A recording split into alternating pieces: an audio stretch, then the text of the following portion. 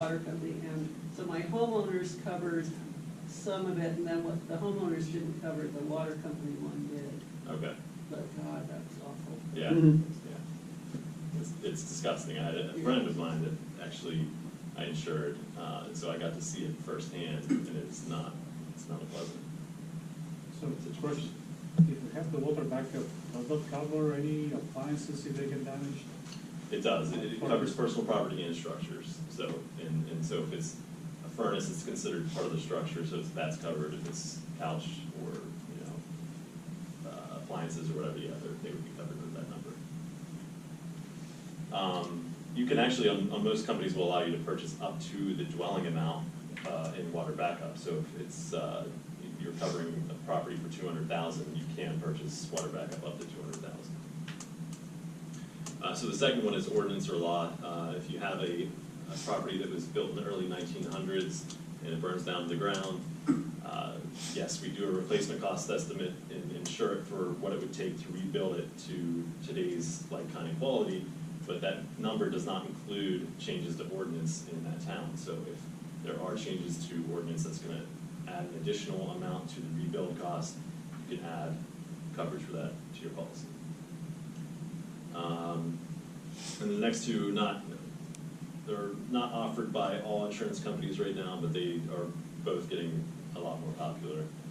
Equipment breakdown is any kind of mechanical in a home can be covered for if it stops working. And the main thing that I think about is air conditioning or a heating unit. I mean, if you have a property where the air conditioner goes bad, and why not carry this for $30, $50 a year, and then your deductible might be $500 or $1,000, but then the insurance company is going to pay basically for the majority of your air conditioner. So I mean, it makes sense to carry it because that air conditioner or furnace is eventually going to go bad. And then service line coverage is for, like we mentioned earlier, is about the electrical lines or the sewage line coming into the house. Usually, as soon as it's comes out of the house to the street, none of that is covered by the insurance company unless you have this kind of endorsement. And you can usually get $10,000 to $15,000 coverage for that. Any questions on any of those? All right. If we have time, we can run through a replacement cost estimate.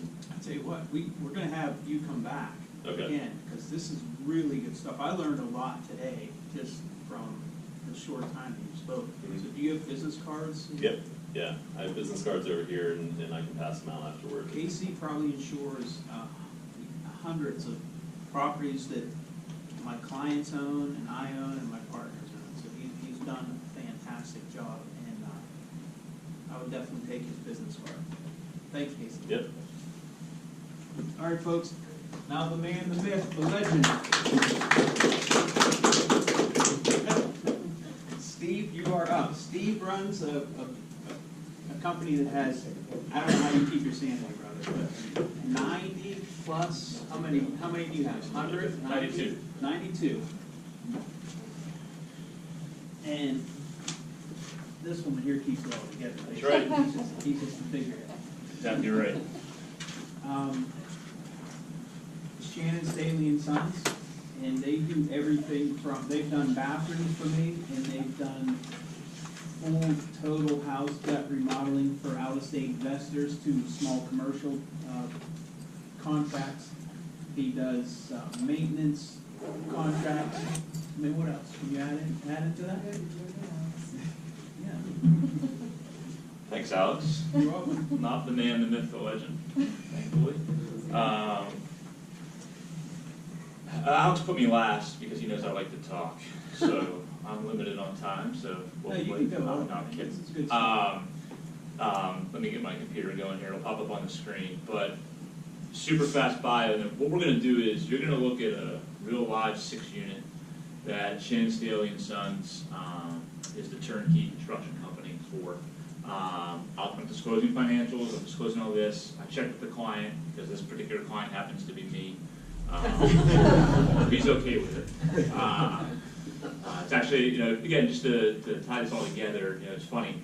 You hear Alex talking, when I hear use the word collaboration, because I don't look at Alex as a competitor. Alex is a client, this company's a client. Jason Moore just did the closing on this 6 unit. Casey's doing policy for me. He doesn't know that yet, but on the 7 unit in Cecil. So my point is, you know, we're all, the pie's pretty freaking large. You know, Alex pulled up that multi-unit sheet, and you know, he's going through, and the ones that interest him, frankly, don't interest me, because we all have different tools in the toolbox, to use a contract term. And the ones that don't interest him interest me a lot. So, you know, I just wanted to comment on that there is some power in the room, and just go ahead and sharing what you know and what you don't know is just as important. I'm not going to speak on anything that I don't understand or I don't know. There's a lot that I don't know. But you know, my bio is, I'm actually a finance geek who found himself into construction. Was working a corporate job for a home builder, and just started doing some flips and rentals myself. And that started in 08, and now here I am. And yes, my company has 92 employees. 81 of them are craftsmen working with their hands. And then there's 11 of us, such as Rachel Boyd, my director of sales, is sitting next to Alex right now, that support 81 craftsmen, what it takes to be out there. You know, when you say 81 craftsmen, what that means is 40 to 50 jobs a day.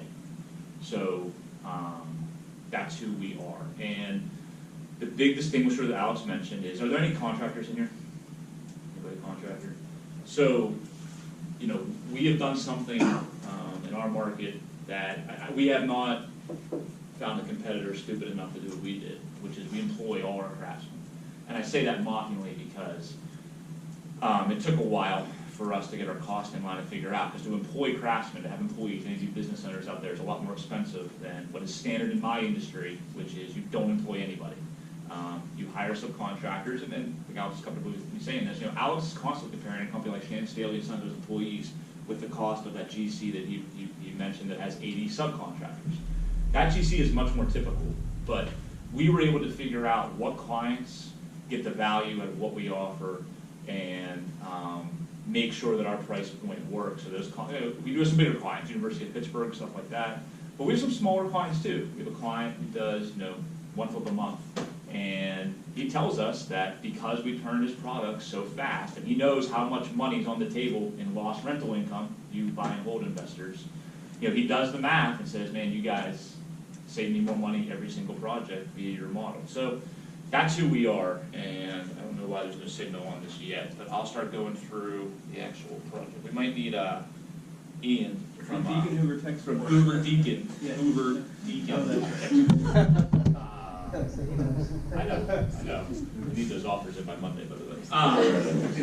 But it's in. I don't know. And that I'm was not sure. Leedsdale and Pitcairn. That's right. By the way. And there's a third on that sheet, but you didn't mention it, so we're not going to talk about it. So I should mention while Ian's doing this, it was working before, but who knows. I started out as a contractor. I started out in a van by myself, and I know the benefits to hiring subcontractors, which I'm assuming are most of you working with subcontractors right now in your investments? Yep. You know, the benefit is you're going to get a lower direct cost, right? Because that contractor is not employing employees like Shannon, Staley and Sons does, right? So the reason we've been able to grab so much business in real estate specifically is that is the one advantage to being a subcontractor, and I used to have it. The disadvantage is when you don't employ, but you have subcontractors working for you, you don't have as much control as an employer does. And anybody that owns a business and has employees knows that there are very strict laws on what you can do for a subcontractor, a trusted subcontractor versus an employee.